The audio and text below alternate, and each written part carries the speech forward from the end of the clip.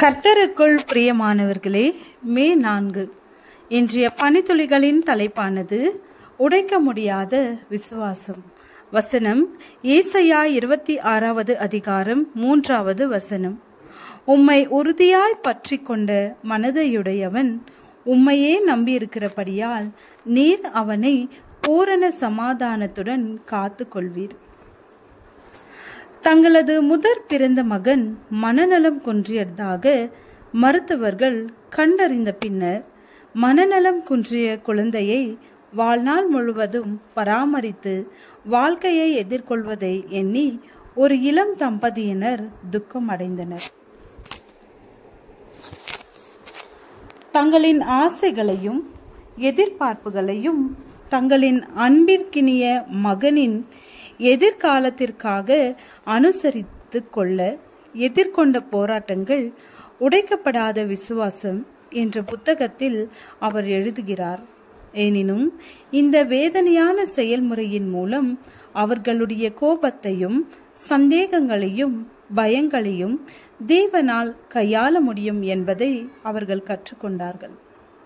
இப்போது அவர்களின் மகன் வால வயது அடையும் போது டயான் தனது அனுபவங்களை பயன்படுத்தி சிறப்பு தேவைகளை கொண்ட குழந்தைகளின் பெற்றோரை ஊக்குவிக்கிறார். தேவனின் உடைக்க முடியாத வாக்குறுதிகள், வரம் பெற்ற வல்லமை மற்றும் அன்பான விசுவாசத்தை பற்றி அவர்கள் மற்றவர்களிடம் கூறுகிறார்.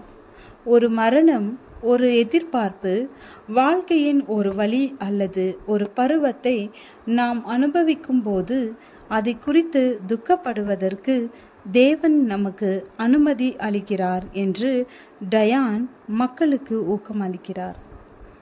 ஏசாயா 26வது அதிகாரம் 3வது வசனத்தில் உம்மை உறுதியாய் பற்றி கொண்ட மனதையுடையவன் உம்மையே நம்பியிருக்கிறபடியால் நீர் அவனை பூரண சமாதானத்துடன் காத்து கொள்வீர்.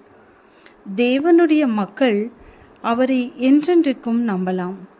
கர்த்தராகிய யெகோவா நித்திய கன்மலையாய் இருக்கிறார் என்று தீர்க்கதரிசி அறிவிக்கிறார். ஒவ்வொரு சூழ்நிலையிலும் அவர் இயற்கைக்கு அப்பாற்பட்ட அமைதியுடன் நம்மை நிலைநிறுத்த முடியும். அவரது மாறாத தன்மையை மையமாக கொண்டு சிக்கலான காலங்களில் அவரை நோக்கி கூக்குரலிடுவது நம் நம்பிக்கையை புதுப்பிக்கிறது. எந்த ஒரு இழப்பு, ஏமாற்றம் அல்லது கடினமான சூழ்நிலையை நாம் எதிர்கொள்ளும் போது அவரிடம் நாம் உண்மையாக இருக்க தேவன் நம்மை அழைக்கிறார். நம்முடைய மாறிவரும் உணர்ச்சிகளையும் கேள்விகளையும் அவரால் கையாள முடியும். அவர் நம்முடன் இருந்து நீடித்த நம்பிக்கையுடன் நம் ஆவிகளை புதுப்பிக்கிறார். நம் வாழ்க்கை மகிழ்ச்சியடைந்து வருவதைப் போல நாம் உணரும்போது கூட தேவனால் நம் விசுவாசத்தை உடைக்க முடியாததாக மாற்ற முடியும்.